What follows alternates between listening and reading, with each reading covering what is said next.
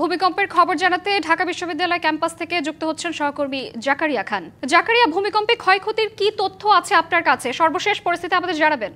শ্রাবন্তী, আপনি যেমনটি বলছিলেন যে ঠিক সকাল 10-10:30টার দিকে যে ভূমিকম্পটি আঘাত হানে ঢাকা সহ বাংলাদেশের সব জায়গাতেই সেইটি অনুভূত হয় এবং সেটি যে ক্ষয়ক্ষতি হয়েছে তার খবর কিন্তু আমরা ইতিমধ্যে পাচ্ছি দেশের বিভিন্ন স্থান থেকে। এবং আমি এখন আছি ঢাকা বিশ্ববিদ্যালয়ের হাজী মোহাম্মদ মহসিন হলে।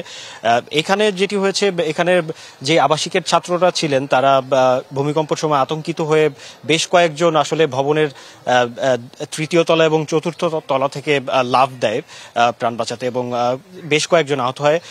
এই হলের ভিপি সহ প্রায় 6 জন আহত হয় এবং যাদের মধ্যে একজনের অবস্থা খুবই গুরুতর। এবং আমি এখানে এসে এখানকার যারা কর্মরত রয়েছেন তাদের সাথে কথা বলছিলাম। আমি একজনের সাথে আপনি যোগাযোগ করার চেষ্টা করছি। আসলে কি হয়েছিল তখন যখন এই ভূমিকম্পের সময়তে আতঙ্ক কেমন ছিল? আতঙ্ক তো বেশ আতঙ্ক ছিল। আমরা তো বসা ছিলাম হলে ডিউটিরত অবস্থায়। যখন ভূমিকম্প আমরা শুনে আমরা দৌড় দিছি, প্রথমে দৌড় দিয়ে পরে দেখি যে ছাত্ররা হয়তো লাফ দেওয়ার জন্য প্রস্তুতি নিয়েছে অনেকেই।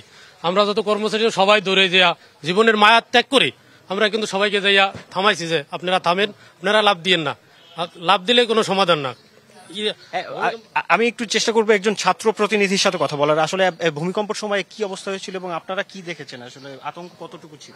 দেখুন, মহসিন হলকে গত 12-13 বছর আগেই বসবাসের অযোগ্য হিসেবে ঘোষণা করা হয়েছিল এবং আমরা সাধারণ শিক্ষার্থীরা বরাবর প্রশাসনের কাছে গিয়েছি, আমাদের দুর্বলতাগুলো তাদের সামনে প্রকাশ করার চেষ্টা করেছি এবং হল সংস্কার নিয়ে আমরা বরাবরই সোচ্চার ছিলাম। এবং আজকের যে দুর্ঘটনা ঘটেছে সেটি মোটেও অপ্রত্যাশিত না।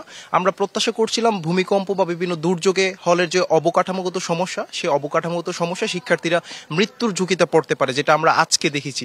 সুতরাং ঢাকা বিশ্ববিদ্যালয়ের মতো একটি বিশ্ববিদ্যালয়ে এসে মৃত্যু পথযাত্রী হওয়া সেটি অবশ্যই নিজেদের জন্য এবং দেশের জন্য একটি শঙ্কার বিষয়। এজন্য আমরা বরাবর প্রশাসনের সাথে কাজ করতে ইচ্ছুক এবং প্রশাসনও যদি আমলাতান্ত্রিক জটিলতার বাহিরে গিয়ে আমাদের সাথে কাজ আসলে অবকাঠামোগত দুর্বলতাকে ওনারা দোষ দিচ্ছেন এবং যেটি আসলে দেখছিলাম যে ঢাকা বিশ্ববিদ্যালয়ের ম্যাক্সিমাম ভবনই আসলে ঝুঁকিপূর্ণ হয়ে গেছে। তো আসলে এই যারা আহত হয়েছেন তাদেরকে ঢাকা মেডিকেল কলেজের ইমার্জেন্সিতে নেওয়া হয়েছে এবং এই মুহূর্তে তারা ওখানে আছেন। তো আসলে মহসিন হল থেকে ভূমিকম্প নিয়ে আমার কাছে এই ছিল সবশেষ।